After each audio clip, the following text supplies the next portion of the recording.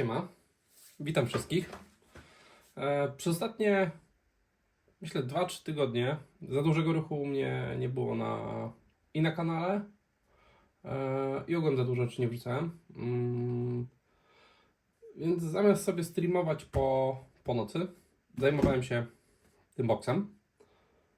Tak naprawdę jest u mnie od listopada. Od listopada, grudnia, coś takiego. Ale przez ostatnie parę tygodni miałem wenę, żeby dokończyć przynajmniej figurki, zacząć jakoś grać i w końcu wejść w Kill Teama i okazało się, że to jest bardzo fajna rzecz. O czym sobie dzisiaj trochę pogadam. Podzieliłem sobie to wideo trochę na sekcje i takie małe na start TLDR, czy warto? Warto, fajnie się gra, tak.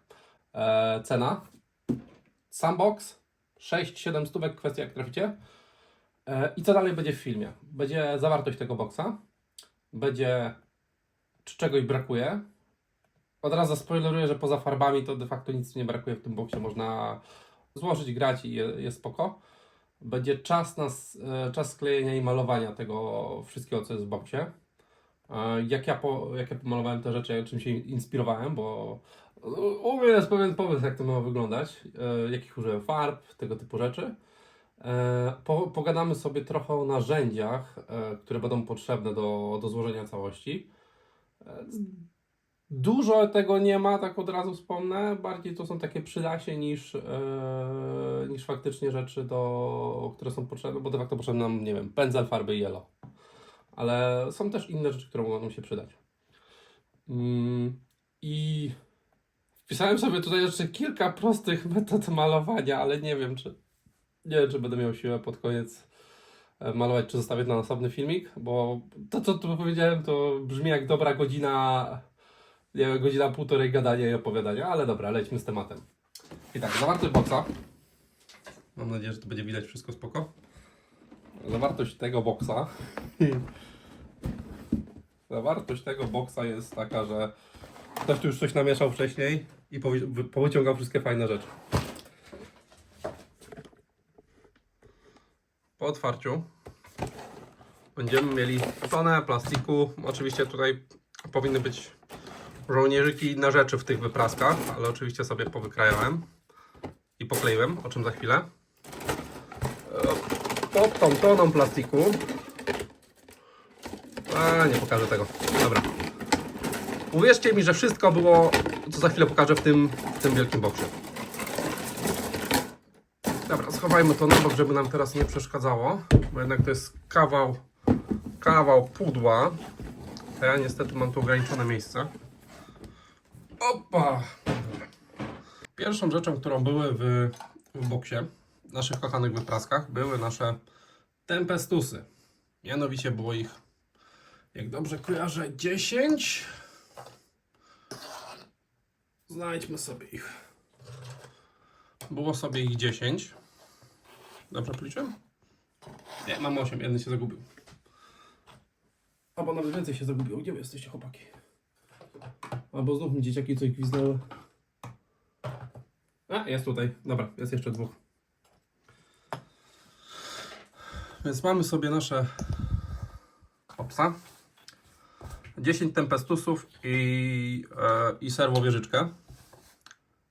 Po takim, powiedzmy, bieda po malowaniu może to wyglądać mniej więcej tak. Nawet spoko. Tutaj koleś z jakąś twarzyczką. Wiadomo, to jeszcze są niedokończone, ale żebyście mniej więcej mieli pogląd, jak to wygląda, co nie? I nasza serwowieżyczka. I ostatni koleś, który ma jeszcze normalną twarz, a nie ma hełmu jakiegoś. Mniej więcej tak to wygląda. Bardzo spoko. Trochę są jeszcze niedokończeni pod względem podstawek i innych rzeczy. Ale na razie spoko.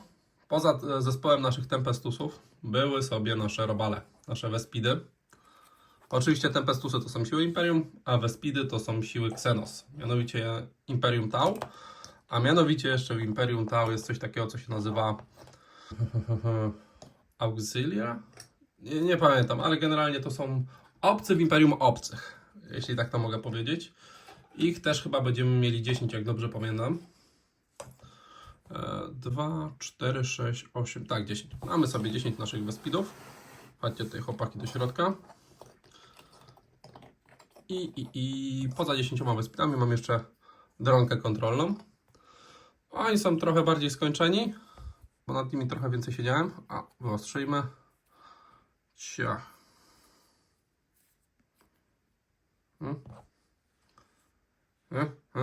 Z której strony jest tutaj ostrzenie kamery? Ty się fokusowałeś na moje ręce zamiast na tym, co chcecie. Kamery. Może na tym będzie lepiej łapało.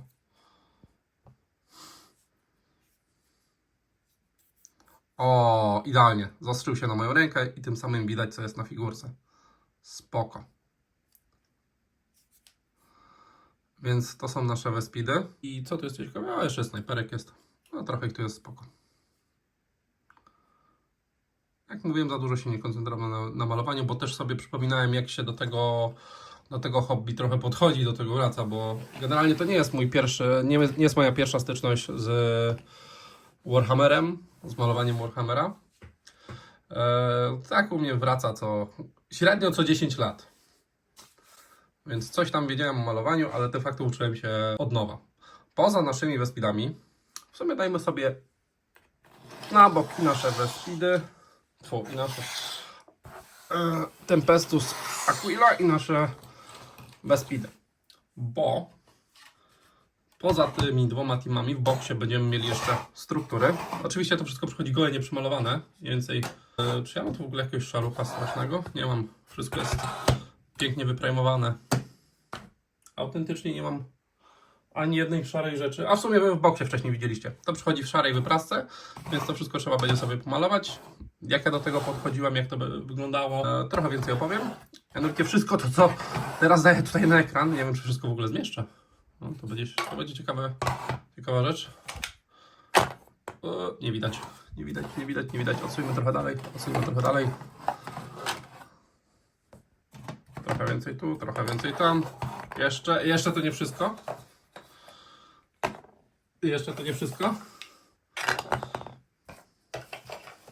Matko, więcej.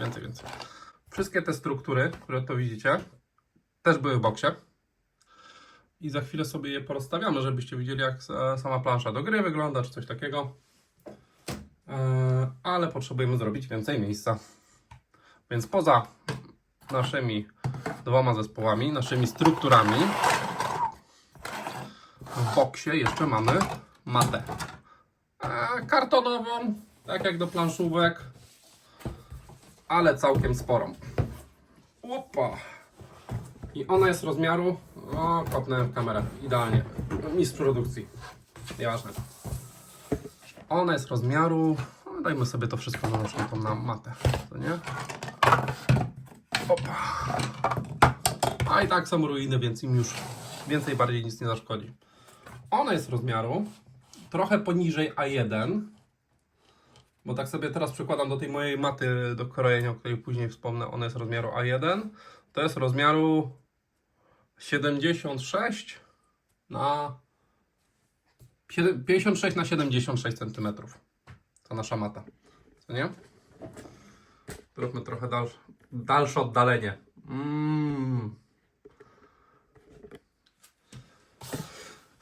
I mniej więcej po rozstawieniu to może jakoś tak wyglądać na tej naszej mapce do tłuczenia się. Co nie? Opa! Chyba muszę wstać, żeby to ogarnąć mniej więcej od góry, żeby wyglądało w miarę spoko. Auć! Więc po rozstawieniu to może sobie na przykład tak nasza plansza wyglądać do bitwy. Oczywiście to nie jest jakieś tam standardowe ułożenie, tylko tak na chybcika sobie rozstawiamy, układamy, patrzymy, co z tego będzie. Bo później będą jeszcze karty, o których wspomnę. I załóżmy, że sobie z tej strony zaczynają nasze Bespidy, a z drugiej będą zaczynały nasze Tempestusy. Na razie to nie jest tam według jakichś zasad czy czegoś, po prostu układam to, żeby mniej więcej to jakoś tam wyglądało na naszej planszy, żebyśmy mogli dokładać kolejne rzeczy i potem je tłumaczyć. Łomatko. Dajcie mi sekundkę. Ale będę miał cięcia i przyspieszania tutaj. Ten materiał będzie długi.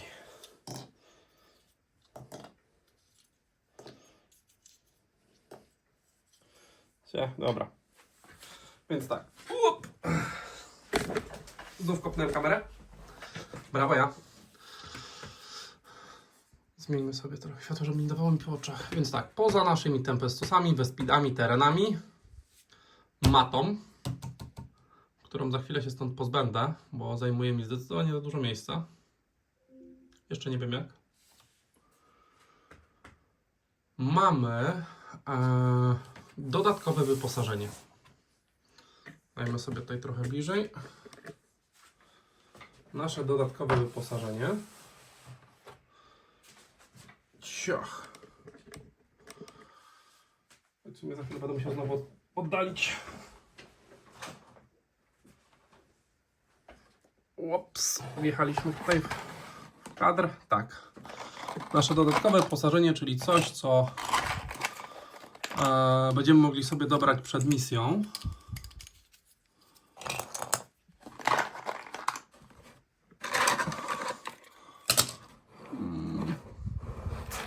Ja mogę to nawet postawić w ten sposób. Ma to rację, bo tu nie ma.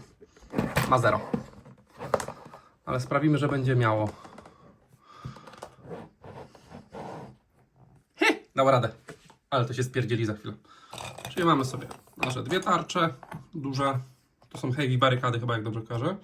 Mamy small barykady i mamy moving barykady. Pokażcie mi je wszystkie. To jeszcze za dużo nie jest pomalowane. Skierujmy sobie tutaj na dół, żebym wiedział, o czym mówię. I to na razie wszystko to, co widać, jest z plastiku. Mamy jeszcze nasze drabinki i mamy i kartonową, do której za chwilę, i plastikową miarkę. Jest jeszcze taka plastikowa, 6 długa, ale ona mi się gdzieś zgubiła. Dzieciaki mi pewno gwizdnęły. Ale po malowaniu może to wyglądać w taki sposób, nawet nie jest to brzydkie. Poza tymi rzeczami z dodatkowego wyposażenia będziemy mieli jeszcze tokeny, o których za chwilę. Mamy jeszcze tonę takich, nie wiem, smoków, jakichś tam min, nie wiem, granatów, komów, tonę różnych plastikowych rzeczy, które w innym wypadku byśmy musieli używać. Dobry przykład. Jakbyśmy nie mieli tych plastikowych, to możemy zamiast nich używać tych tokenów, o których za chwilę wspomnę. Co nie? Więc na razie to sobie wędruje do środka. O czym dalej? Więc mieliśmy dodatkowe wyposażenie. Mamy nasze rulebooki. Dobra, o nich może za chwilę.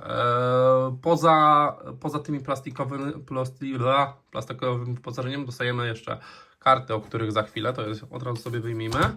I dostaniemy tonę wyprasek z tokenami, z miarkami, ze znacznikami, orderów ataku. Boże, brak mi polskiego słowa. Wydawania rozkazów, czy ktoś ma być concealed, czy ktoś ma atakować, jakieś znaczniki, inne rzeczy. Bardzo dużo różnych znaczników.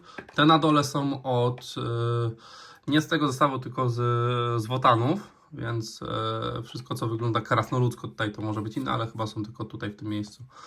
Więc tak od razu wspomnę. Ich generalnie używa się sporo podczas gry, więc im więcej się ma tokenów, tym więcej będzie się ich używało prawdopodobnie. Oczywiście zamiast nich można sobie, nie wiem, wydrukować 3D zamienniki faktyczne, co ja pewno sobie zrobię w przyszłości, jak mi z powrotem wróci drukarka.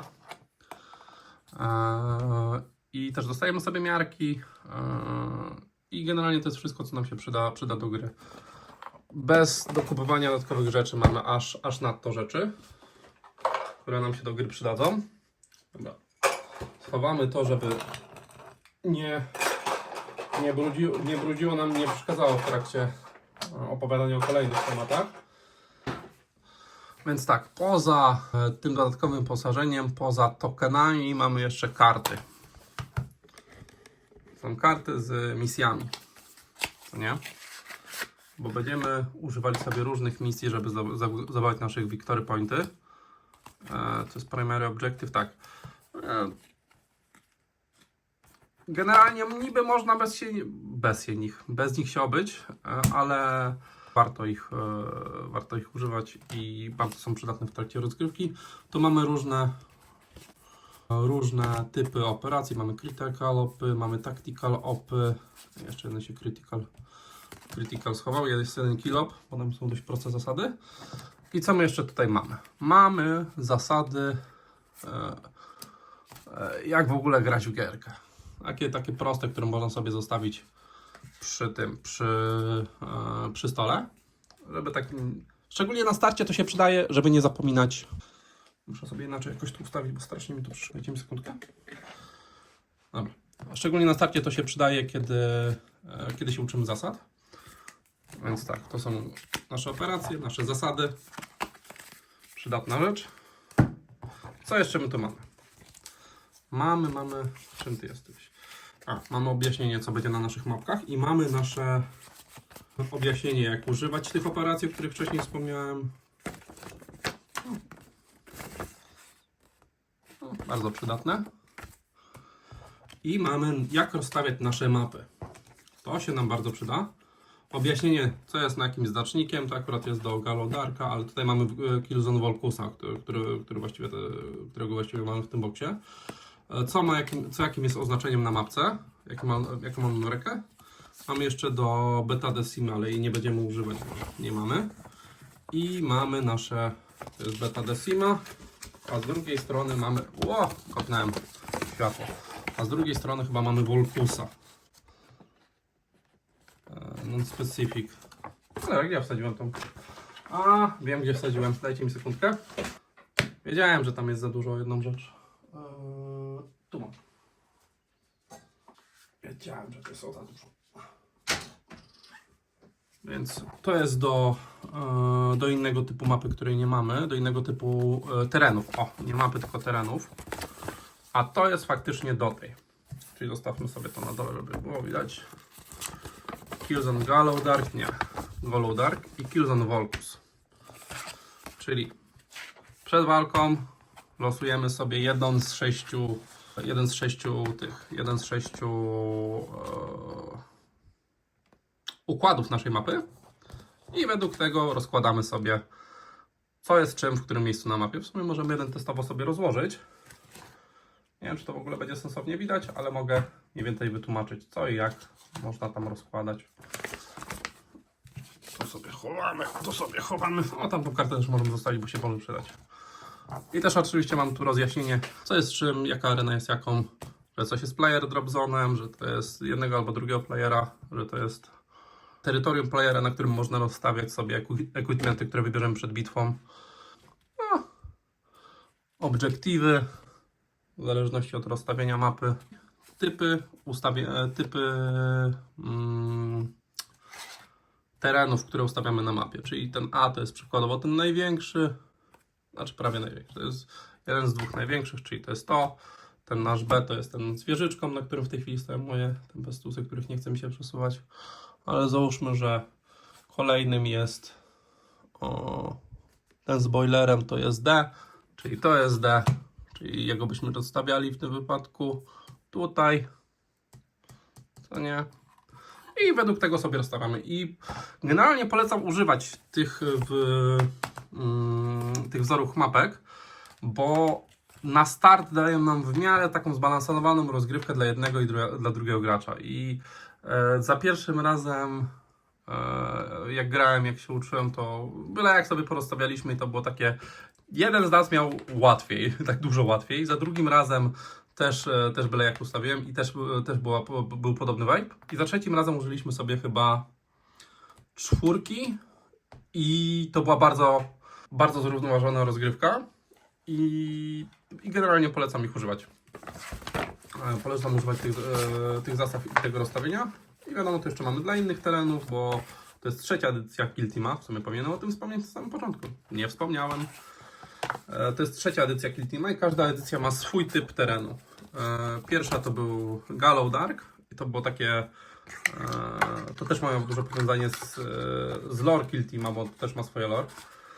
To było przestrzenie statku kosmicznego, tak chyba Space Hulka albo Rogue Tradera. Nie jestem tego pewien. Druga rzecz to była Beta Decima. Druga edycja to była Beta Decima. I tam się tłukli na takiej platformie na oceanie, a trzecia to jest imperialne miasto Volkus albo Strefa i są w niej ruiny, co nie? Więc czego jeszcze nam brakuje w tym boksie? Naszych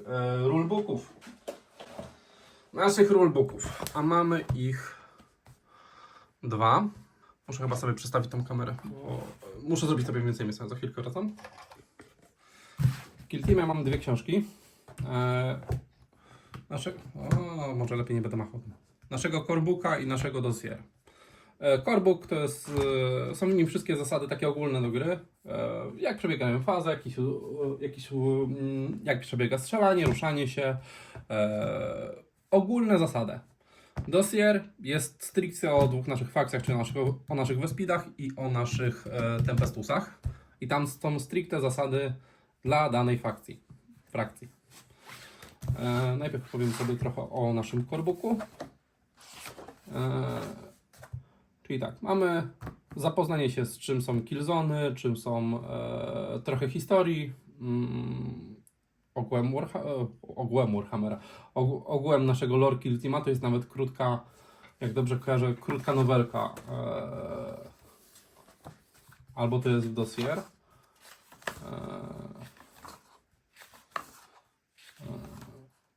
Tak. To jest nawet takie krótkie, bardzo krótkie opowiadanie. Są nasze zasady. I co jeszcze? O tym, jak używać naszych misji. Typy terenów, o których wcześniej wspomniałem. Więc możemy sobie tak mniej więcej przejrzeć, co nie? Też same to kodowanie wizualne mi się coś strasznie podoba, bo od razu Ci tłumaczą, że to są nasze essentiale, tu są nice to have, czyli rzeczy, które mogą się przydać, ale nie muszą w naszej grze. Tutaj trochę opowiadamy o różnych innych. Więc kurier przed chwilą mnie wybił z rytmu. Chyba skończyłem na Dark Imperium. Chyba już przechodziliśmy do zasad. Tak, przechodziliśmy sobie do ogólnych zasad. O tym, jak przebiegają nasze fazy gry, ile jest tur, co się w nich dzieje, jak ustalamy ordery. Brak mi słowa polskiego. Jak ustalamy rozkazy. Rozkazy. Ile mamy akcji, jak możemy ich używać. Bardzo, bardzo przejrzyście to napisane. Warto sobie przejrzeć przed rozgrywką, czego ja oczywiście za pierwszym razem nie zrobiłem. Tylko sobie chciałem poruszać kostkami, poruszać żołnierzykami. Jest opisanie, jak czytać nasze datakardy. Bardzo, bardzo, bardzo fajnie to wszystko opisane i to jest też na przykładach z tego dossiera, czyli bardzo, bardzo, bardzo przejrzyście. W ogóle te rozwiązania wizualne tutaj mi się bardzo, bardzo podobają, są bardzo takie czytelne. No i też opisują zasady stricte dla konkretnych typów terenów, jak je rozróżniać, czym są małe, czym są duże, jak traktować, nie wiem, te drabiny, drzwi, inne rzeczy. No, opowiedzenie trochę o dostępnych, tych oficjalnych terenach do gry, czyli tutaj w Volkusie, jak dobrze pamiętam. Niektóre z tych terenów mają specjalne swoje zasady, tutaj też jest to opisane, jak tego używać. Mamy sobie naszego Galaudarka, czyli bodajże z pierwszej edycji. I też tutaj też są specjalne akcje związane z tymi włazami i z wchodzeniem. Jestem sobie, no to trochę jest tutaj rozpisane. Mamy Beta Decimę, czyli to, co się dzieje gdzieś tam na oceanie, na jakiejś planszy wiertniczej, jak dobrze kojarzę. I tutaj też chyba są jakieś specjalne akcje, equipmenty. No, jak ustawiać sobie te nasze tereny I tu jest trochę więcej opisane też o tym, jakie są misje, jak do nich podchodzić, jak je rozstawiać.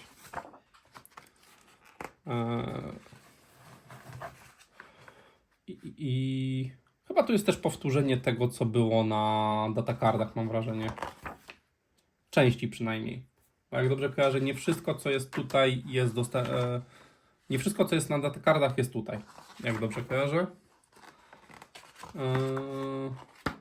I co jeszcze? Po przejrzeniu, mniej więcej po przyswojeniu sobie tych po przejrzeniu i po przyswojeniu sobie tych zasad, chyba najczęściej używałem z całej tej książki ostatniej ruli, nawet to jest wygięte, czyli to było tutaj? Nie, tak. Czyli o tym, do czego są faktycznie tokeny i podstawowe weapon rulesy. W ogóle polecam sobie to od razu skserować i wydrukować, skopiować. I tak samo, a to będzie przy drugim dosierze. Od razu polecam sobie zrobić kserówkę, chyba nawet gdzieś tu mam. Tak. Bo generalnie mamy ten jeden dosier, a mamy w nim rulesy dla jednej i drugiej frakcji. Polecam od razu zrobić sobie kserówkę. Widać, moja drukarka pragnie przejść już na drugą stronę, ale potem zrobić sobie kserówkę rulesów dla drugiej frakcji. Tak od razu out of the box, jeśli zamierzacie używać tylko tego dosiera. Taki mały hint. A w dosierze mamy opisane trochę o Volkusie, trochę rulesy i trochę o Tempestusach, rulesy i trochę o nie, one są osobno, czyli najpierw jest trochę o samych Tempestusach, jakie malować, jak one wyglądają, o Vespidach, jakie malować, jak one wyglądają, rulesy i misje. Dobra, czyli opowiedzenie sobie trochę o naszym Volkusie, o kulcie wielkiego działa. Generalnie, jak dobrze kojarzę, to jest świat imperialny, na którym jest wielkie działo, które w pewnym momencie część ludzi imperialnych zaczyna czcić jako tam z objawienia imperatora, czy coś takiego, i z tym też się wiąże drugi dodatek, o których też wspomnę, do Kill Teama, gdzie się pojawiają akolici jednej i drugiej strony. Bardzo ciekawa sprawa. I trochę o naszych Tempestusach, jakie malować, są różne warianty, bo ja też nie robiłem żadnego tutaj oficjalnego wariantu, tylko swój własny, na podstawie pancerzy żołnierzy z Gears of War. No widać. Może chyba ich tak łapać, żeby mi ostrzyło bezpośrednio na rękę, co nie? Opa. To. Więc oni też są w mój własny sposób pomalowani. Tak sobie wymyśliłem i mi się nawet podoba. Więc mamy tutaj trochę o Tempestusach, o tym, jakie są typy tych naszych żołnierzy, jakie są typy, archetypy, jakie są ich role w zespole. No i trochę mamy o Vespizach, trochę opowiedzenia o Imperium Tau, jaką oni mają rolę. Co jeszcze? O tym, właśnie, jakie są pod ich typy, jak można ich malować, są różne fajne sposoby, na które można je machnąć. Ja oczywiście też zrobiłem stricte na swój sposób, więc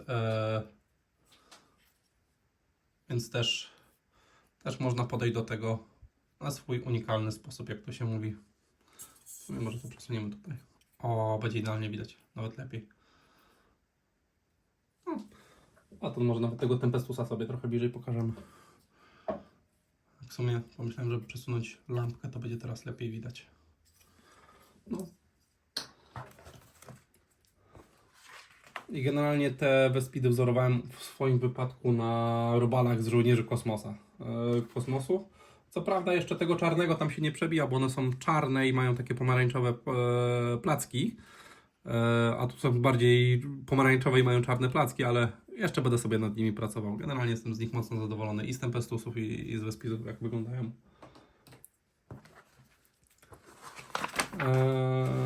I tutaj też analogicznie, jakie są role w zespole, kto ma co. A tu mamy już stricte rulesy i rozpisanie już tak stricte tambulorowo. Tu jest już stricte z zasadami, zasadami dla danej frakcji, dla danej jednostki, ile mają życia i wszystkiego innego. I też jakie mają specjalne ich tokeny. To też jest fajnie rozpisane, że dana frakcja ma ten typ tokenów, bo trochę na początku było dla mnie skonfundowane, do czego ich używać. I analogicznie dla Bespidów. Jeszcze mają rozpisane, jaki mają archetyp. Coś, co do tej pory przy każdej rozgrywce też przegapiałem, ale to też wpływa jakoś tam na zasady, co nie? I tutaj analogicznie nasze tabelki z zasadami. Generalnie, jeśli chodzi o zasady, to można też sobie dokupić takie datakardy, ale to jest całkowicie opcjonalne. Jak macie zasady w dosierze, to nie widzę takiej potrzeby. Ale jakbyście kupowali box ze speedów albo tempestusów osobno, to polecam dokupić też sobie datakardy. Bardzo przydatne. I oczywiście w nich nie są tylko też same datakardy, na których jest informacja, co kto robi. Wiadomo, też można to za darmo mieć w apce na telefonie, ale też rulesy dla danej frakcji, też opis ich tokenów, bo w boxie z dodatkowymi kill teamami macie też ich tokeny dedykowane, więc te datakarty się przydają. Mi się one bardzo podobają, kosztują, jak dobrze kojarzę, nie wiem, od 60 do 80 zł, więc to już według własnej oceny, jak to się mówi. Co tu jeszcze mamy? Też tokeny Bespidów i dodatkowe misje stricte z tego datapaku, z tego dossier.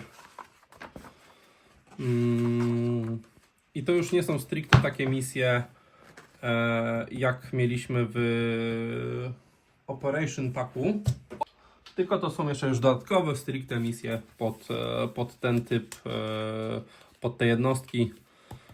Więc tutaj mamy jeszcze dodatkowe misje, co nie? Wiadomo, tam na necie pewno to można znaleźć, jakieś PDF-y czy inne rzeczy, ale fajnie jest mieć to wyklarowane tutaj. W tej misji za dużo nie zaglądałem, więc też tam nie do końca wiem, co tu jest. Najwięcej patrzyliśmy w tej misję na kartach, więc możliwe, że sobie tutaj coś z tych scenariuszy rozegramy. I tutaj dużo patrzyliśmy w trakcie już faktycznej gry na to, jak tych equipmentów używać i innych universal equipmentów, brakowało mi słowo. Więc poza stricte popatrywaniem na rulesy w trakcie gry, też zaglądaliśmy sobie tutaj do tego. No, więc to były nasze dwie książeczki, które mamy w tym zestawie. Co dalej mamy w naszym menu? Dajcie mi sekundkę. Więc zawartość zestawu, czyli mieliśmy nasze tempestusy, Bespidy, tereny, dodatkowe wyposażenie plastikowe, rulebooki, dossier, karty i tokeny kartonowe. Pierwszą część mamy za sobą. Czy czegoś brakuje w zestawie? Według mnie to jest jeden chyba z najbardziej kompletnych boxów, takich do sklejania, jaki chyba widziałem kiedykolwiek. Tak po prostu według mnie nic tu nie brakuje poza stricte rzeczami do, nie wiem, do malowania, do wycinania, etc., ale tego typu rzeczy nie może być w boxie, to wszystko każdy sobie we własnym sumcie zawsze dokupuje, co nie? Więc według mnie absolutnie tutaj nic nie brakuje. I to jest taki box kompletny. Jakby to ładnie powiedzieć. Już chciałem jakiś głupi żart puścić, ale ten żart sobie odpuszczę. O boksach ostatecznych. W kolejnym punkcie mamy czas sklejania i malowanie. W moim wypadku de facto jednego takiego żołnierzyka można sobie machnąć od takiej wypraski. Od takiej wypraski szarej do takiego żołnierzyka można, nie wiem, w ciągu może nawet godziny do takiego efektu dojść. W sumie zapomniałem też wspomnieć, co jeszcze mamy w boksie. Mamy sobie takie pudełeczko ładne, które oczywiście mi się bardzo szybko rozfatygowało. Tutaj mamy wypraski, z których wyszły nasze wszystkie tokeny, więc dostajemy dwie takie wypraski tokenów pełne. Ale dostajemy jeszcze oczywiście informacje, jak je skleić. Więc mamy informację, co powinno być w boksie z plastiku, co nie? Jak to skleić, jakie mamy opcje wyboru. I to jest ważna rzecz, kurde. To powinienem o tym sobie wspomnieć. Powinniśmy, i tutaj o tym nie mówią. To jest jedna rzecz, do której mogę się przywalić. Bo powinniśmy sobie te opcje wyboru przeglądać razem z naszymi rulesami, które mamy dla danej frakcji i jak chcemy faktycznie złożyć te jednostki. Więc takie moje zalecenie, jak składacie coś z tego, i ogółem to się ma do każdego kill teama. Składajcie sobie razem z rulesami, co jak chcecie mieć, a nie co jak wygląda, bo ja oczywiście nie pomyślałem. I zamiast na przykład złożyć sobie z Grenade Launcherem z mojego serwo, jak to się nazywa ładnie? Brak mi nazwy. Jak się nazywa ta jednostka? Tutaj będę miał napisane. Aquilon Servo Sentry. I zamiast złożyć sobie z Grenade Launcherem, złożyłem sobie z Hot Volley Gunem. Myślałem, że to będzie lepiej działało. Więc moje zalecenie, składajcie sobie to jednocześnie mając dossier z rulesami otwarty od razu obok, co nie? Żeby potem nie było płaczu. Chyba że ktoś się chce bawić w magnetyzowanie i robić sobie hot swapy, to też można, ale ja w tym jeszcze nie mam w tym doświadczenia, więc nie mówię. Więc tutaj mamy wszystko, co po kolei złożyć i w wypadku Tempestusów i Vespidów i tych Wotan, które mam, za każdym razem przynajmniej jednego czegoś mi brakowało i musiałem sobie dosztukować. Nie wiem, albo jednej łapki, albo jednego, nie wiem, małego fragmentu łączącego z czymś. Nie każdej figurki, ale dosłownie pojedynczej rzeczy w całym zestawie. Czyli na 10 żołnierzy brakowało mi nie wiem, jednego elementu, którego albo nie było, albo był źle opisany, bo każdy z tych numerków, nie wiem co to jest, A60 jest opisany na naszej wytłoczce i w wypadku Tempestusów brakowało mi fizycznie, nie było tam, ja dobrze pamiętam, to było A41, A40 czy coś takiego, fizycznie nie było tego na wytłoczce. A w wypadku Vespidów albo Wotan było tak, że tego powinny być dwie rzeczy na wytłoczce, albo ja to po prostu źle złożyłem, nie wiem, może to też było to. Może po prostu to był problem z operatorem tych wytłoczek, a nie z samą wytłoczką. Może ja tutaj popełniłem błąd, nie wiem, ale w wypadku każdej jednej frakcji brakowało mi po jednym małym ekwipunku. Oczywiście to po prostu wziąłem sobie wtedy, nie wiem, inną rączkę i sobie ją dociąłem, skleiłem tak, żeby pasowało, co nie? Ale jednak trzeba mieć to na uwadze, że to może się zdarzyć, bo mi się zdarzyło. I raczej obstawiałbym, że to nie był defekt stricte z tą jedną, ale bardziej to było raczej z całą partią, co nie? I tutaj chyba nie mieliśmy żadnych kalkomanii czy czegoś takiego. Nie, w tym zestawie nie było żadnych kalkomanii. Transfer sheetów. Kalkomania to się po polsku nazywa.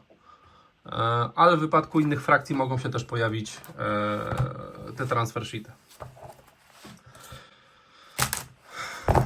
I to byłoby tyle na temat zawartości boksa, czy czegoś brakuje. Czas sklejenia, tak jak mówiłem, jednego małego mośka można sobie sklecić w, nie wiem, godzinkę do takiego poziomu już sklejonego, ale jeśli mówimy o całych strukturach, o całości, no to są dni, miesiące. Im bardziej chcemy, żeby to było dopracowane, tym więcej nam to zajmie, co nie? Więc na przykład Też kwestia, jakich używamy metod, czy używamy airbrusha, aerografu, czy używamy zwykłego pędzla i jedziemy sobie, pędzlujemy. Więc to bardzo, bardzo, bardzo zależy. Ja aerografu nie mam. I o tym, jak maluję, to wspomnę w kolejnym punkcie, żeby się tutaj już nie rozwodzić. Kolejny punkt. Jak ja pomalowałem i czym się inspirowałem. Tak jak wspomniałem, Vespidy to miało być robale z żołnierzy kosmosa.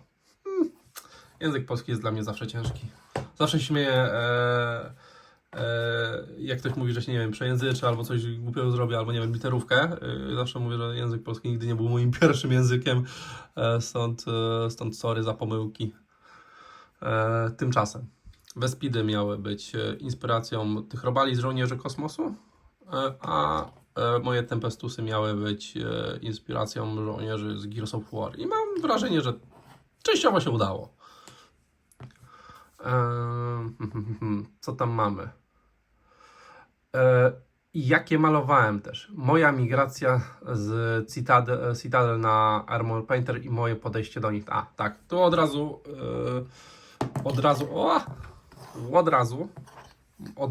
mały warning, nie wiem nawet jak to nazwać. Mianowicie, jak wracałem do malowania, jeszcze przed kupnem tego Kill Teamu, jakieś półtora, nie, to będzie już 2 lata temu, kiedy zajmowałem się i drukiem 3D, i malowaniem swoich mapek, to jechałem sobie z farbkami citadelowymi, co nie? I generalnie byłem zadowolony i z wyglądu, i z efektu, do pewnego momentu. Znaczy z efektu finalnego jestem zadowolony, ale samych farb technicznie nie jestem zadowolony. Mianowicie farby citadelowe mają tą przypadłość, że się rozwarstwiają emocjonalnie jak nastolatka. I nie wiem, czy będzie. To, co w środku słychać, to nie jest woda. To, co słychać, to jest metalowa kuleczka, którą sam dodałem. Bo inaczej tych farb nie byłbym za grosz w stanie rozmieszać. A to, co widać tutaj, to jest... Nie będę przeklinał na tym materiale. Nie będę mówił brzydkich słów, ale jest to bardzo zły UX opakowania. Bo za każdym razem, jak to otwieramy, to trochę tej farby pójdzie nam z tyłu. I za każdym razem z tyłu nam się nazbiera, napaćka i zrobi się coraz więcej farby się tutaj nazbiera i to zacznie nam schnąć. Im bardziej sobie zdawałem sprawę, dlaczego tak jest, dlaczego tak GameWorks sobie wymyślił te pudełeczka na farby, im bardziej zauważyłem, że te farby nie są najlepsze. Znaczy, wyglądają spoko, ale ten problem z rozwarstwianiem jest po prostu, nie lubię. Czasami ich używam, jak brakuje mi czegoś z Army Painterów, na które się przesiadłem. Ale też, żebyście mieli świadomość, że jestem już do nich trochę uprzedzony. Pomimo, że ich lubię je, ładnie wyglądają, ale technicznie mi one nie leżą, po prostu nie mogę się z nimi dogadać, co nie? Więc po tym, jak zauważyłem, jak te farby są robione, przesiadłem się na Army Paintera, z którego jestem bardzo zadowolony pod względem właśnie używania. Co nie zmienia faktu, że farby citadelowe są na start spoko. Tylko trzeba mieć tak samo ten klej citadelowy. O Jezus Maria, to jest genialna sprawa. Pomimo, że to jest stricte do ich plastiku. Jakbyście próbowali to skleić, nie wiem, traktować to jako superglue, to nie poklei. Ale ta sama igiełka tutaj, bo to jest metalowa igiełka, do dozowania tego kleju to jest piękna sprawa. To jest po prostu super. Tak samo stawianie tego pudełeczka na boku to jest magia. To jest jedna z lepszych rzeczy citadelowych. Ale tak, wracając do farb. To tyle o mojej migracji na farby Army Painterowe. I prawdopodobnie tych farb nie będzie się powiększało. Będzie z czasem więcej, a nie mniej, a citadelowe w pewnym momencie zrobią bye. Bo jak raz się pójdzie w stronę wygodniejszego używania, faktycznie, nie wiem, farb zrobionych lepiej technicznie, Kolor nawet czasami może być gorszy od Citadelowych, to już jest kwestia preferencji, ale one są po prostu lepiej technicznie pomyślane i mi się dużo lepiej ich używa, co nie? Więc mogę być uprzedzony do Citadelek. Co nie powiem, one są spoko na start, bo wszystkie tutoriale, jak coś malować na necie, zrobione oficjalnie przez Game Workshop, jeśli chodzi o Warhammera, Kill Teama, etc., będą z używaniem tych farbek Citadelowych. Tam oczywiście na necie można znaleźć transfer sheety, że nie wiem, Holy White to będzie nie wiem, jakiś inny kolorek Citadelowy, że to może być, nie wiem, Palette Winch Flash. Tylko problem jest taki, że ta farbka po pewnym czasie zacznie wyglądać tak. Zacznie się rozwarstwiać, wysychać no i będą z nimi problemy. I praktycznie każda jedna z tych Citadelowych ma ten problem, że się zaczyna się rozwarstwiać. No, nie wiem. Nie chcę tak jechać po marce, bo może to jest kwestia, ja je źle przechowywuję, nie wiem. Może ja coś z nimi zrobiłem źle. Ale mam wrażenie, że to jest by design i mi się to nie podoba. Inna sprawa, że też są, jak dobrze kojarzę, one są najmniejszymi farbami. Inaczej, kosz za 1 ml jest największy, więc też może być z tym problem. A czy której farby są lepsze albo gorsze?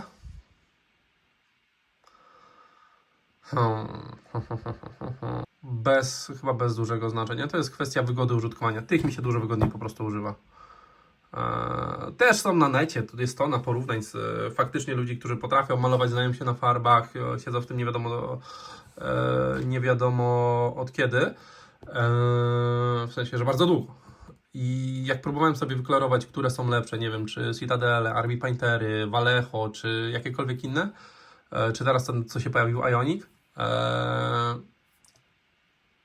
de facto finalnie to jest bardziej tego, kto i jak tego chce używać, z czym mu jest wygodnie, z czym nie.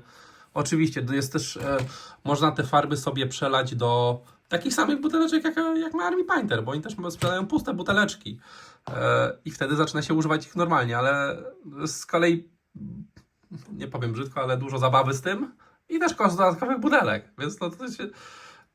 Trochę się to wyklucza. Jakby Citadel się przesiadł na takie butelki, które mają od razu i kuleczkę w środku i mają wygodne dozowanie tej farby, także faktycznie potrzebujemy sobie kropelkę, bierzemy sobie kropelkę, a nie musimy się babrać, ciapciać. No to prawdopodobnie bym wrócił z powrotem do Citadel, ale póki nie mają normalnych butelek, to nope, nie. Więc tak, zrobił się z tego w krótki rant na Citadela, nie powinien, bo te farby są spoko, ale mi się z nich nie używa mi się ich wygodnie. O, to może lepiej będzie pasowało. Co mamy dalej na liście? Jakie farby na start? Myślę, że najlepszą opcją... Tutaj nie mam chyba żadnego boksa z starterem. Jedyne co do tego będzie najbliższe, to będzie boks tych metalików. Nie musi być Army Painter, ale po prostu jakiś, nie wiem, starter box albo cokolwiek, bo Citadel chyba już nie sprzedaje takiego startera, bo jak pamiętam, ja to kupowałem i to było jakaś końcówka, ale generalnie polecam wziąć sobie jakąś paletę startową. W Army Painterze kojarzę, że oni mają tych fanatików, nie wiem, tam chyba 10 albo 11 na start i potem kolejne jest większe, nie wiem, 20, 50 i jak dobrze pamiętam, można sobie nimi to uzupełniać. Więc polecam sobie jakąś paletę wziąć na start. Ewentualnie jak nie chcecie brać stricte konkretnej palety, to bym szedł taką rozpiską, że kilka głównych dominujących kolorów, nie wiem, że czerwony, czarny, biały, żeby móc sobie to rozrabiać, jakąś zielony, czy ja tu mam jakieś inne, które by pasowały do tego. Prawdopodobnie nie, ale jakiś pewno niebieski, czy bazowe kolory, z których możecie coś więcej zrobić i na tym sobie działać. Jeśli nie chcecie seta, poza tymi kilkoma bazowymi, gdzie ja to miałem, skupiłem się w swoich notatkach, przynajmniej jeden wash. Tu mamy wasze w stylu Strong Tone i Sepia Tone. Co dają nam łosze? O ile bazowe farby tworzą nam... chyba nie mam nigdzie takiego gołego pomalowania. Ale załóżmy, no to będzie dobry przykład. O ile bazowe farby mogą nam dać... Dajmy coś do pokazania. Brakuje mi palucha. O ile bazowe farby mogą nam zrobić bazę, kto by pomyślał, czyli ten biały podkład, co też można uzyskać na przykład sobie, nie wiem, sprayuchem, o których też powiem za chwilę. O ile na przykład chcemy, żeby tutaj część była biała część była białą bazą, a na przykład tutaj chcemy, żeby to była czerwoną bazą i potem dopiero kolejne jakieś kontrasty na to nanieść, to do tego będziemy sobie naszej bazy używać. Ale łosze będziemy już używać praktycznie na samym końcu, żeby, nie wiem, robić jakieś plamy, czy jakieś, nie wiem, cienie, czy coś takiego. Tutaj jest na wypadku, że są jakieś plamy po rozwalonym wiatraku, ale tutaj użyłem sobie łoszy do wypuchlenia naszych czaszek, które z przodu są, bo to jest biały podkład i na nim po prostu walnięty łoż, więc nawet tam nie było dodatkowego koloru. Także z tyłu też jest taki ciemniejszy kolor się zrobił. Więc tak, przynajmniej kilka bazowych kolorów, przynajmniej jeden łoż i jakiś metalik. Metalik, żeby Wam najłatwiej pokazać, co robi metalik. Ups. Chyba nie mam tak stricte metalicznej rzeczy żadnej. Chyba tutaj będzie najlepiej widać. O! Albo... na krasnalach będzie widać. Dobra, ja mam jeszcze krasnale. Czyli to jest sobie nasz metalik. I od razu widać, co tu jest metalikiem. Co nie? Do tego będziemy używać, tego typu farby będziemy używać do wszelkiego typu właśnie, nie wiem, metali, jakiejś broni, jakiś, nie wiem, sprzączek, czegokolwiek innego. Ja tutaj przykładowo użyłem metalika jako dry brush na całej figurce, przez co ona jest taka lekko świecąca się, ale o tym będę mówił za chwilę, co nie? I chyba tyle z farb, które potrzeba na start. Można od razu, nie wiem, wziąć sobie kilka kontrastów, czy jakiś, nie wiem, speedpaintów, którymi potem będziemy sobie te bazy przykrywać. Ale jak sam taki prosty bare zestaw, no to kilka podstawowych farb, kilka łoszy, nie wiem, jeden metalik, może kilka kontrastów i możemy sobie jechać, co nie? De facto możemy sobie nawet z tych naszych farb bazowych zrobić sobie takie łosze albo jakieś farby kontrastowe. Ale z tym też trzeba się trochę pobawić, co nie? I w sumie tego nie mam w liście, ale warto kupić jakiegoś sobie. To są farby. W Citadelu to będzie Technical, a w Armii Panterze to będzie Medium. Coś do rozcieńczania farb. Można to robić wodą, ale dużo lepszy jest efekt używając faktycznej rzeczy do rozcieńczania farb, bo tam nie jest stricte woda, tam jest dodane coś jeszcze. Nie wiem, w tej chwili nie powiem dokładnie co, bo nawet chyba nie wyczytamy z opakowania, co tam jest dodane, ale faktycznie to jest trochę bardziej lepiące, trochę inną fakturę ma, więc warto przynajmniej jednego takiego Technicala, bo medium sobie kupić do rozcieńczania tych farb. A jakich farb użyłem do pomalowania mojego setu? O, to będzie najśmieszniejsze. Do zrobienia tego śmieszka pierwsza rzecz, poszła baza biała i o ile wcześniej chwaliłem te Armii Painterowe farby, o ile teraz jeśli chodzi o spraya, ja się z nim nie dogadałem. I może to była kwestia, że robiłem to w za zimnej temperaturze, bo robiłem to, nie wiem, przy plus 3-4 stopniach na balkonie. Może to było za niska temperatura i ta farba się źle zgranulowała. I na początku byłem bardzo zdenerwowany tym, jak te figurki wyszły, bo wyszły naprawdę grube zacieki, grube plamy. I myślałem, że te figurki w ogóle pójdą na zmarnowanie, ale udało je się fajnie odratować. I nie wiem, na razie z czystym sercem nie mogę tego polecić. Może ja tego źle używałem, może był z tym problem. Ale jeśli chodzi o premowanie, to jest taka chamska farba do metalu w jakiejś tam mrówce, kastoramie czy czym innym, bo dla porównania to kosztuje 5 dych, czy tam 6 nawet. To kosztuje niecałe 2. Więc, więc wjeżdża cebula, jak to się mówi. Więc tak. Pierwszy poszedł biała baza, ta Army Painterowa, ale prawdopodobnie ta Bostika też by dała radę. Bo dla porównania tych farb, tych pug Boslika używałem do malowania tych moich mapek i łącznie zużyłem tych pug Boslika na tą mapę moją.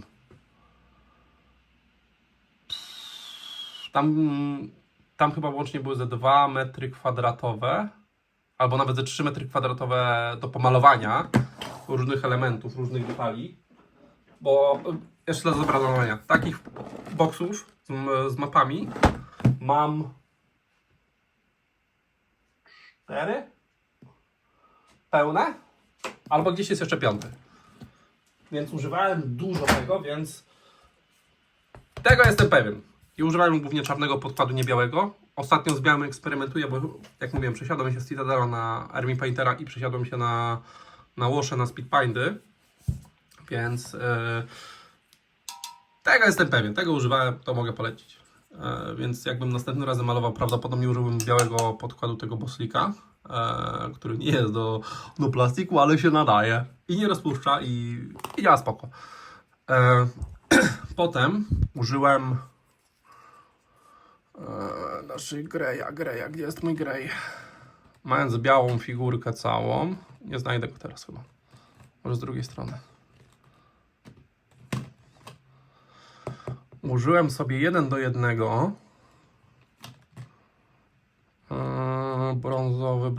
brązowy, nie znalazłem. Tak, użyłem sobie 1:1 mieszając w sumie może powinienem od razu tu pokazać też w moim korytku paletowym z Army Paintera. Generalnie wszystko to, co widać, kupowałem sam za własne pieniądze, więc nikt mnie tutaj w żaden sposób nie sponsoruje, ale wolę od razu wspomnieć. Bardzo mi się po prostu ich podobają produkty, może jestem uprzedzony do nich. Po jednej kropelce Red Duska i Grey Lord Greya. Jechałem sobie po wszystkich elementach, które mogą być skórzane, czyli nie wiem, buty, pasy, sprzączki może nie, ale pasy, jakieś inne rzeczy.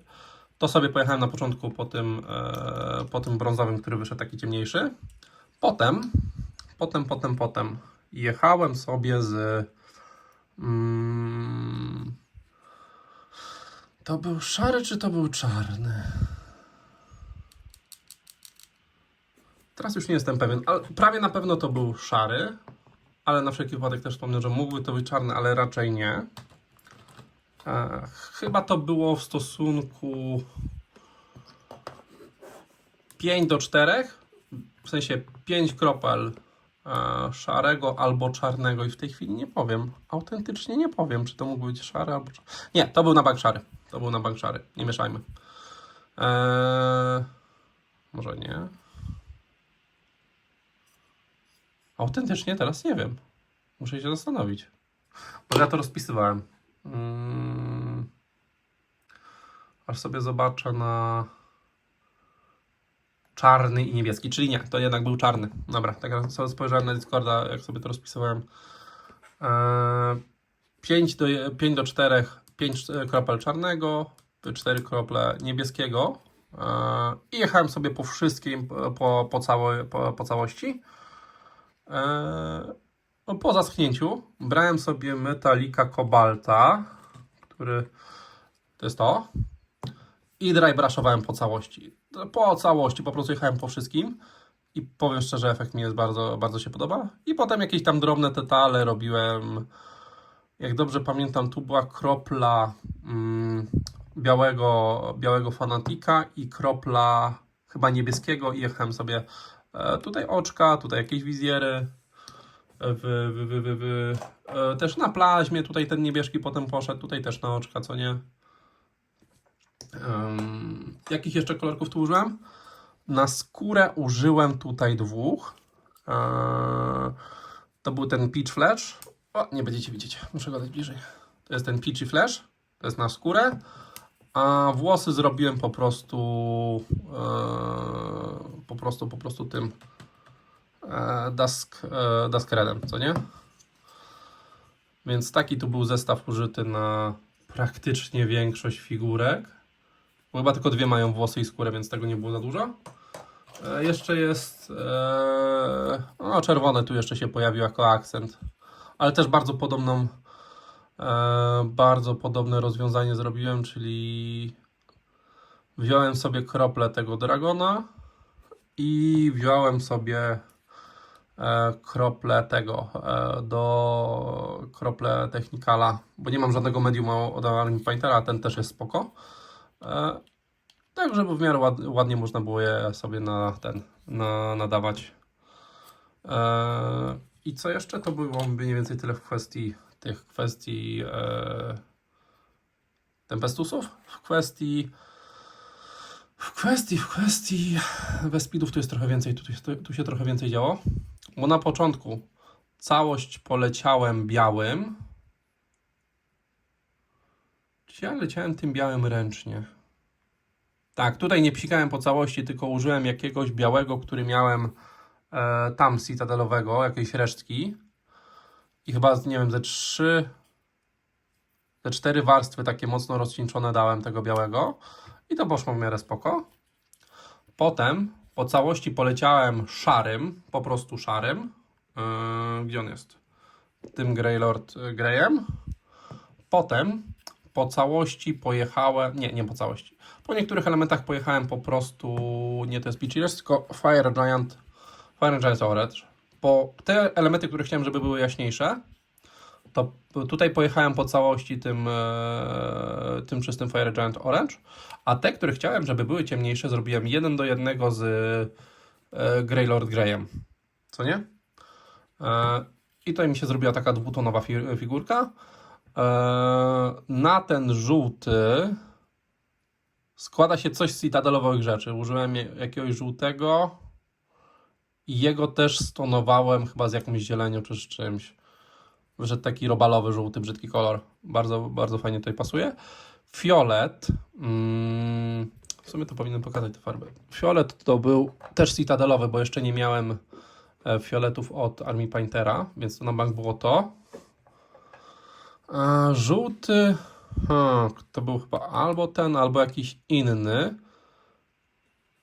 Lekko przybrudzony chyba jakimś zielonym. Ale w tej chwili to już nie pomnę, bo to dawno temu już malowałem. To było z miesiąc temu.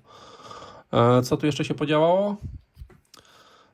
Niebieski tu już chyba używałem albo tego Beowulfa, albo tego Magic Blue. Złote elementy to dawałem sobie. Chyba to był ten nawet Weapon Bronze. Chyba tak.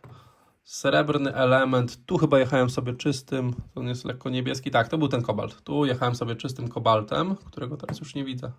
Tak, to był ten kobalt. Na srebrne elementy. Jest figurka jakoś wybitnie pomalowana, jeszcze nie ma bazy.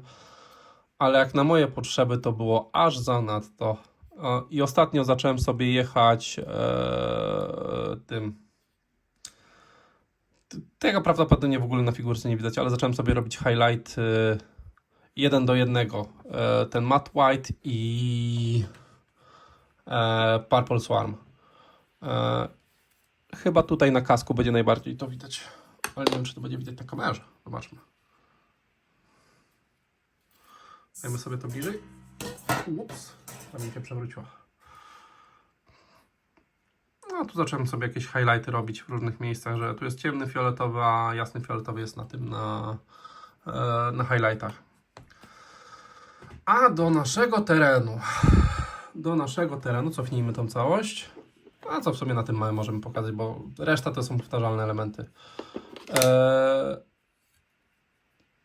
W pierwotnej części on był w ogóle primowany nie na biało, tylko na czarno, ale a jak mi się przestały Citadele podobać, to zmieniłem podejście do malowania i primuję teraz sobie wszystko na biało i z tego koloru wychodzę do innych.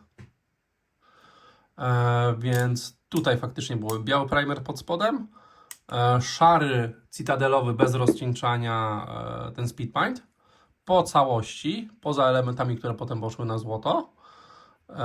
Nie na złoto, tylko to był copper coś tam, old copper. True copper. To miał być ten true copper. I wyszedł bardziej złoty niż true copper, ale cóż, tak to czasami jest. Te stajny, to już wcześniej wspominałem, to robiłem Strongtonem albo sepią. Którymś z nich. W tej chwili już nie pamiętam. To są bardziej... sepia, to była sepia. To na bank była sepia. Tutaj ten żółty robiłem... Chyba tym, to był ten Zealot Yellow i potem dane na to sepia.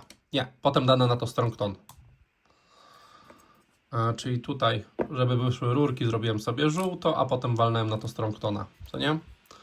Kabelki taki tam generyczny, czerwony i... A może nie? Kabelki to raczej było to i był ten... Bo one są bardziej pomarańczowe. To one musiały na bank być... Gdzie to jest ten kolor? To nie jest Peachy Flash, tylko to był Orange, Fire Giant Orange. Czyli to były sobie kabelki. Co tu jeszcze jest?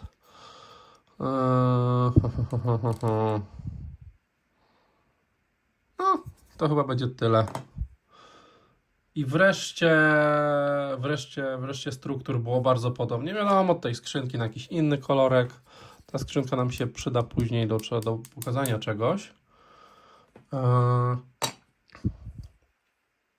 No, generalnie starałem się w miarę trzymać ten kolor wszędzie na innych modelach.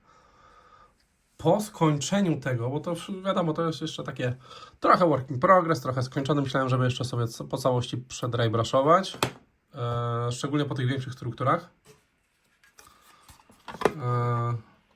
No ale też mi się wydaje, że jest w miarę takie już ready, żeby to pokazywać na stole, co nie?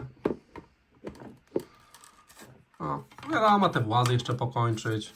Tutaj dodać pierdoły jakieś, różne rzeczy. Ale jest takie more than ready to używanie na stole, co nie? Generalnie polecam eksperymentować z kolorami, jak to się mówi.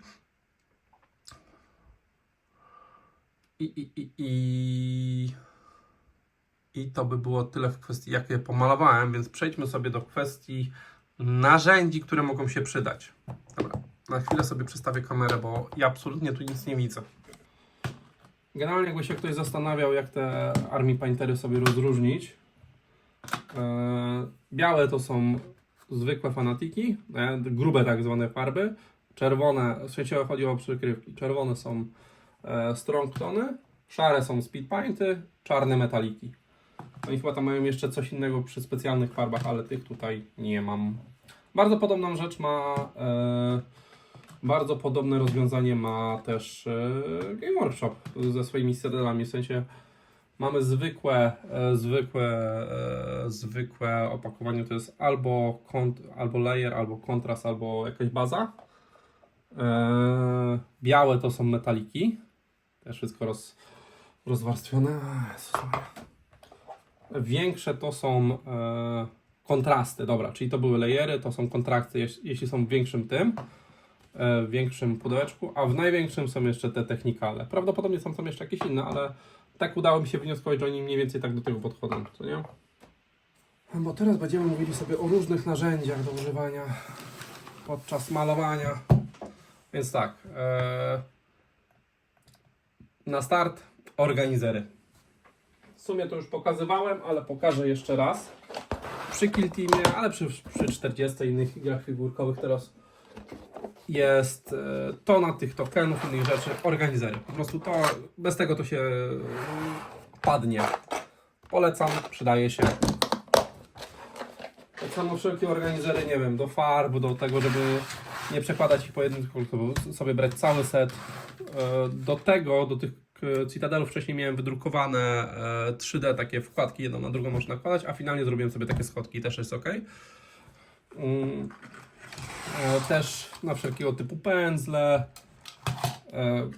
Bardzo przydatna rzecz. Dosłownie można, nie wiem, zwałować kilka kubków z kuchni, też się nada, jak to się mówi. Więc tyle w kwestii organizerów. Bardzo pomocne, bardzo przydatne. Światło. Nie wiem, czy tu widzicie, ale bez dobrego światła to byłoby tu ciemno. Co nie? Więc przynajmniej jedna porządna lampka. W kamerze tego może nie być za dobrze widać, bo ona jest taka bardzo, bardzo punktowa. Ale chyba też dobrze widać, mam wrażenie. Przynajmniej jedno porządne światło, które mam oświetli tuż nad głowę, co nie? Bardzo, bardzo przydatne, bardzo potrzebne. Pędzle. To jest temat rzeka. To jest temat rzeka i żadnej firmy konkretnej nie doradzę, żadnej firmy konkretnej nie polecę, bo mam wrażenie, że żadna nie trzyma jakości. Czy to, nie wiem, cytadelowych chyba tu nie mam. Ale w pewnym momencie znajdziecie kilka waszych pędzli, które będą działały spoko i może jak kupicie kolejne, będą dalej działały spoko. Ja na razie próbuję używać różnych, próbuję się uczyć na różnych. Niby to mają być te pędzle Kolińskiej, nie pamiętam czy to facet czy babka, jakoś tam sygnowane. Tu mamy pędzle rebelowe i mam wrażenie, że z nimi jest totalna loteria, bo czasami się dobry trafi, czasami się zły trafi, bo na przykład tym mi się fez dobrze maluje, pomimo że teraz może ten czubek wydawać się różny, ale po uformowaniu, po donadaniu farby, on bardzo fajnie mi trzyma i do większych rzeczy się idealnie nadaje, ale inne z pędzli tej samej, to jest tej samej firmy, jak dobrze kojarzę, to jest Italieri. Tak, to jest Italieri. Inne z pędzli tej firmy nie trzymają w ogóle jakości, nie wiem. Loteria. Dla mnie to jest do tej pory loteria. Próbowałem też tymi Army Painterami i też jest loteria. Czasami ten pędzel będzie się spoko trzymał. Może to jest kwestia też techniki, niewyrobienia, regularnego czyszczenia w trakcie malowania. Ciężko powiedzieć. Takie pipetki polecam nie do farb, ale do dawania kontrastu, czy nie wiem, dawania wody na wet paletę, o której za chwilę wspomnę. Bardzo przydatna rzecz. No, jest tyle w kwestii pędzli. Temat rzeka i sprawdzać, eksperymentować, aż się samemu własnego pędzla wyrobi, bo ja do tej pory nie wiem, teraz po pół roku, chyba nawet więcej. Bawienia się w malowanie jeszcze wcześniej na mapce. Nie znalazłem żadnego, którego mógłbym tak sobie 100% polecić. Trzeba eksperymentować. Co mamy dalej? Kubek, wodę, najlepiej 2. Tak. Kubek na wodę. I tutaj protip. Jako że są włączone te nasze... Będzie słychać? Dwie lampki, które swoje ciepło też robią. Pomimo, że to są LEDy, te lampki są LEDowe, też robią ciepło. Polecam sobie wziąć jeden kubek na wodę na pędzle, drugi plastikowy kubek, ten plastikowy i drugi też plastikowy kubek na czystą wodę, żeby sobie dodawać na przykład do wet palety, żeby tej brudnej wody nie dawać do wet palety. Polecam mi 2 kubki z wodą, takie stricte do malowania, plastikowe obydwa i kubek ze zwykłym jakimś piciem, czymkolwiek, szklany, porcelanowy, z innego materiału niż plastik, więc jak zachce się Wam pić, bo od tego cholernego ciepła może się zachcieć pić, to jak od razu złapiecie kubek i nie będzie on będzie on plastikowy, będziecie wiedzieli, że to nie jest do picia. Podświadomie sobie w pewnym momencie wyrobicie taki nawyk. Ja bardzo szybko się tego nauczyłem. I do tej pory nie zdarzyło mi się drinknąć farby, a kiedyś mi się zdarzało. Co dalej mamy? Ścierki, szczereczki, ręczniki papierowe. Tak, to jest podstawa. Ścierki, ściereczki, papiereczki. Tego będzie się używało na tony. Tak samo ścierek. Ja mam taką taktykę, że na ścierkach staram się nie majstrować przy farbie, tylko na ścierki daję pędzel, który chcę odsączyć z wody, a samą farbę wycieram w ręcznik papierowy. Jak widać, nie zawsze się do tego stosuję. Choć do dry brusha mam wrażenie, że lepiej ścierka się nadaje niż ręcznik papierowy. Ręcznik papierowy w pewnym momencie zaczyna się gradulować i rozwarstwiać i ten papier zostaje potem na pędzlu. Więc tak, ścierki i papiery tego będzie się używało na tonę. Standard. Do wycierania pędzli, do dry brusha, do wielu rzeczy. Wet palette. To, czym wszystko tu mówię, to jest standardowo opcjonalnie, nie wiem, poza pędzlami, farbami, to jest wszystko opcjonalne. To jest dla waszej wygody, jak macie, nie macie, to jest... może się przydać, może się nie przydać. Ale wet palette, matko, ja się w tym zakochałem. I jedna rzecz, wiadomo, można zrobić sobie prostą korytkę, nie wiem, za zestawu do farby akwarelowych, tam za 5 zł, bo to cholerstwo kosztuje chyba 1,5 stówy, albo nawet więcej. Bo to też można sobie przykryć. Generalnie całość tego jest turbo wygodna, bo to sam wet palette to jest to, co jest na samym dole.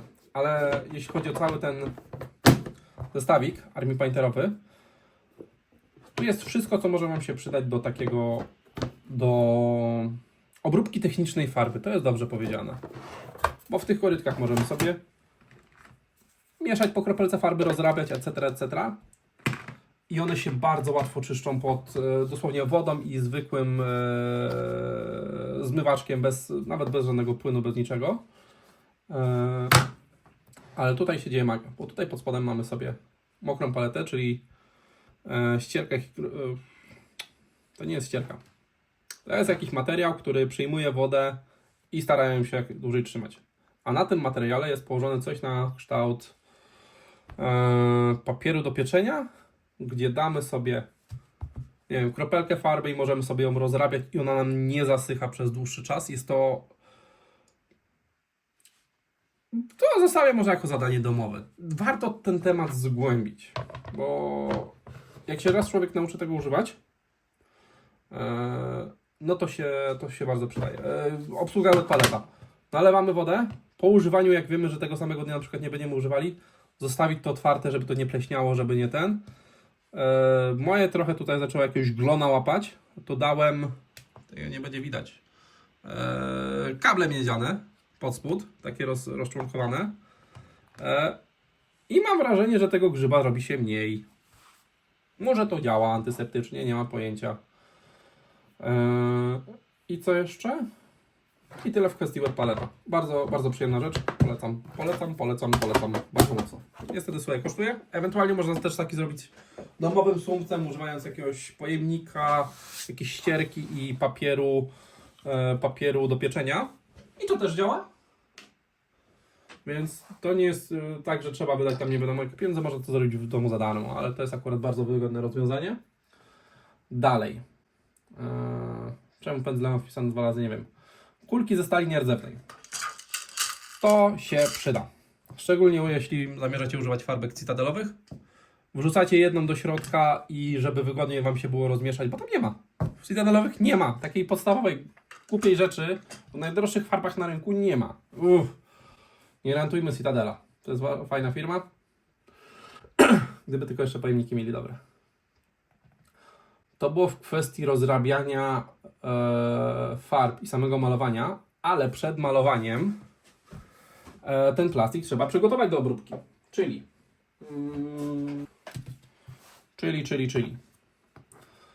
żeby ten nasz plastik wyciąć, będziemy potrzebowali jakiegoś skalpela, nożyka, wstążek, czegokolwiek innego. W moim wypadku najlepiej zdała się metoda wstążki do plastiku, tak jak używałem przy druku 3D.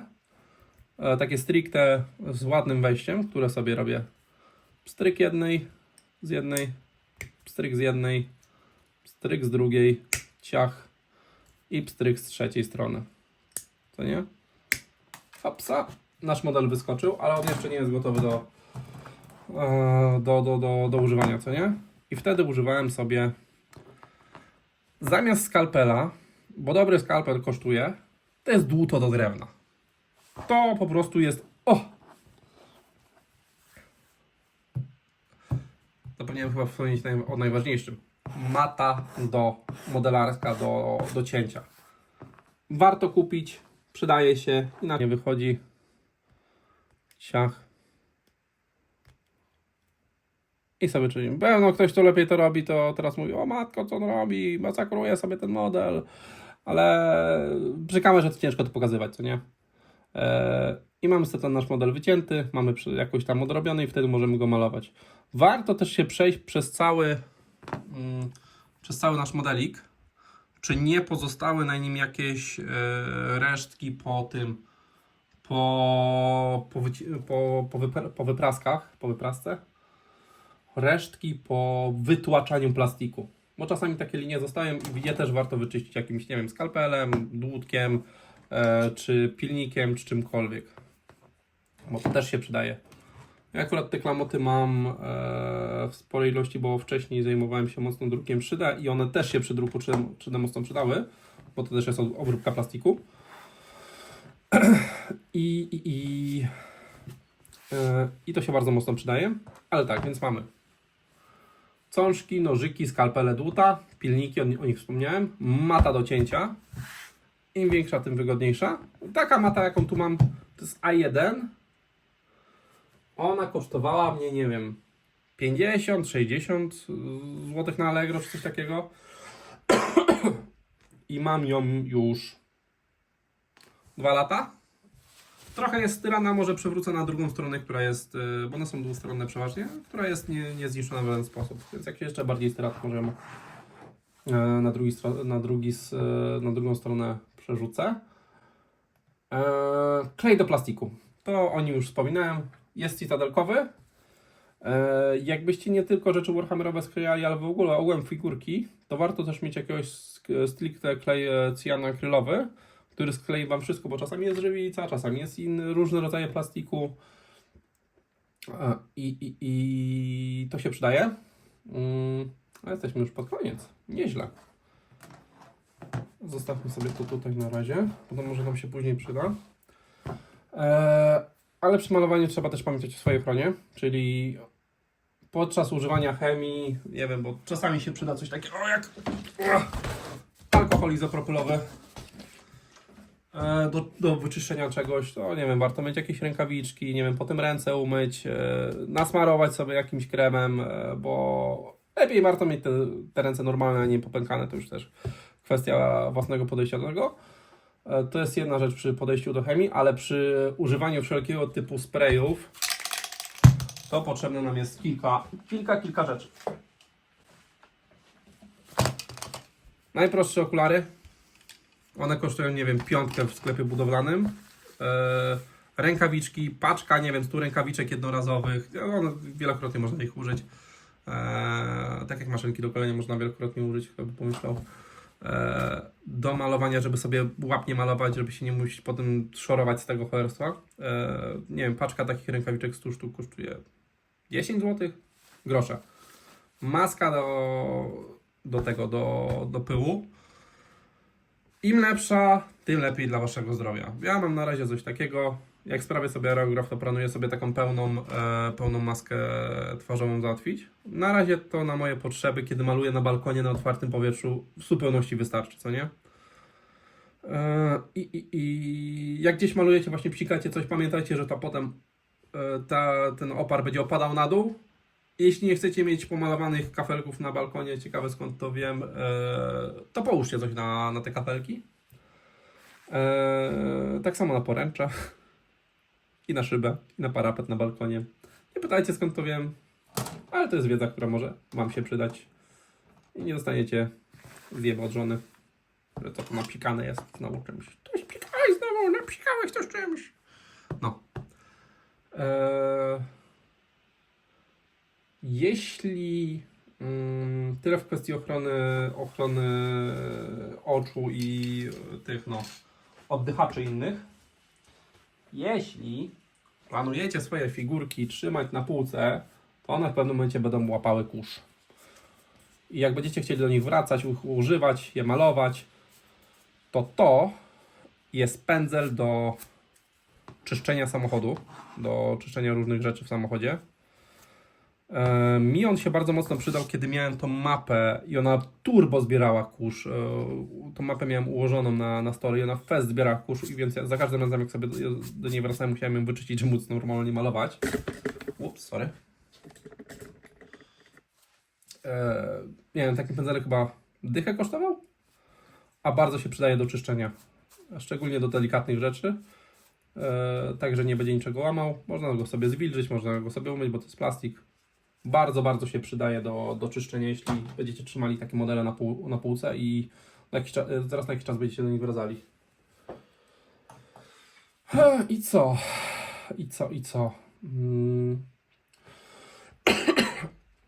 Chciałem pokazać Wam też kilka metod malowania, ale jesteśmy już na ponad godzinę, ale miałem nie używać brzydkich słów. Pokażemy kilka metod malowania na kilku przykładowych elementach mapy. Więc tak, gdzie ja mam tą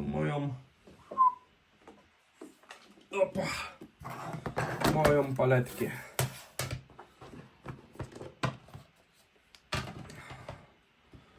Weźmy sobie, jest ściereczka. Zróbmy trochę więcej miejsca, trochę więcej. Kopnąłem, dobra, jest za mało miejsca. Weźmy sobie naszą wodę.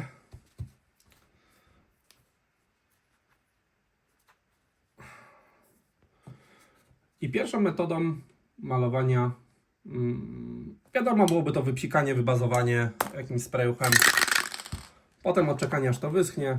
Przeważnie, nie wiem, jakiś kwadrans, 20 minut, pół godziny styka. Jeśli pierwsza warstwa nie przykryła Wam wszystkiego, psikacie do skutku. Tylko też z odpowiedniego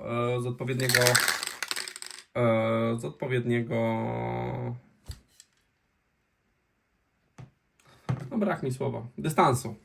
Nie wiem, te 20 cm, tak jak tutaj doradzają, no 15-20 cm. Tak, żeby Wam się jakieś skrzepy z farby nie porobiły.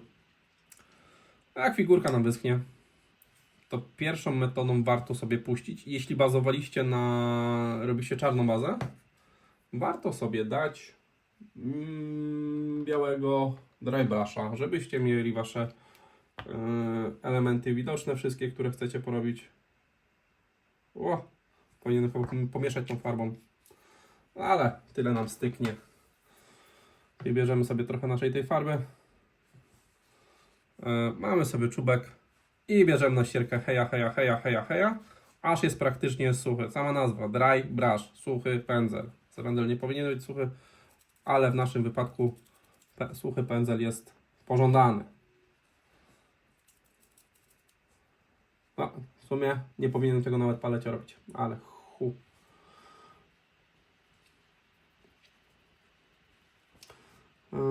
czasami trzeba wziąć trochę więcej. O, i już to nasza farbka zacznie zadziałać tak jak I co nam się dzieje? Wszystkie nasze takie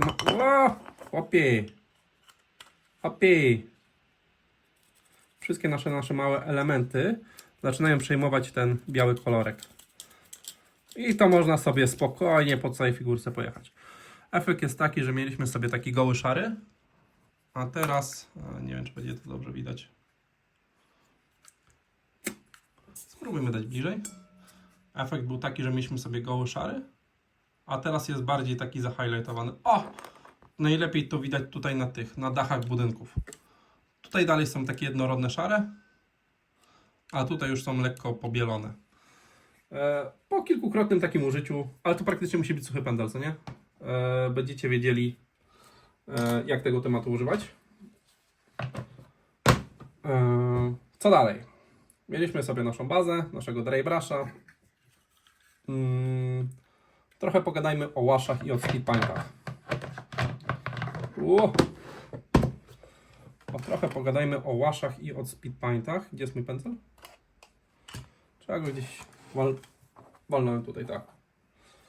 W sumie ten pędzel też się nada i do jednego, i do drugiego. Dobra, wyczyśmy go sobie.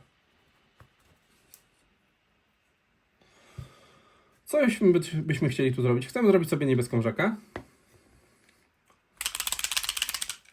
Bierzemy sobie po kropelce, tak, trzymam pędzel w gębie. No judgment. No judges. No nie mieszamy sobie z inną farbą, tylko po prostu sobie bierzemy trochę tego naszego speed painta i sobie jedziemy po całości. To był mój główny powód, dlaczego przesiadłem się na białą bazę. To jest dużo łatwiej z tematem sobie ugryźć. Ale to mamy ładnie pokryty jedną warstwą, ale możemy też wziąć dużo farby, tak żeby ona nam odłożyła się w rowkach. I patrzcie, tu mamy jedną cienką warstwę, ale tu już mamy na przykład ciemniejsze elementy tego nabrzeża, bo daliśmy sobie więcej farby. Nie jestem jakiś specem od malowania, ale możemy sobie ten efekt różnie wykorzystać. Ja sobie tak wykorzystałem na moich Vespidach, gdzie tą farbę odkładałem sobie w różnych elementach. Tu na odwłoku. Także nałożyłem jej więcej i po wyschnięciu ona się, brak mi słownictwa, skondensowała. Napięcie powierzchniowe zadziałało. Nie umiem tego fizycznie opisać, ale dało nam ten pożądany efekt. Są też inne metody malowania, nie wiem, jakieś tam slab chopy, czy jakieś, nie wiem, glazingi, czy co jeszcze jest. Wet mixy, czyli używacie farby w stylu właśnie speed painta, jedziecie całą figurkę grubo, bardzo grubo i na tym potem dajecie pojedyncze punkty z innej farby i ta farba podczas zasychania się miesza. Dla mnie to jest jeszcze czarna magia, ale wyglądało to kosmicznie, jak to widziałem. Efekty bardzo... Figurki wyglądały trochę jak z Borderlandsów, ale taki był efekt, co nie? Takie było założenie.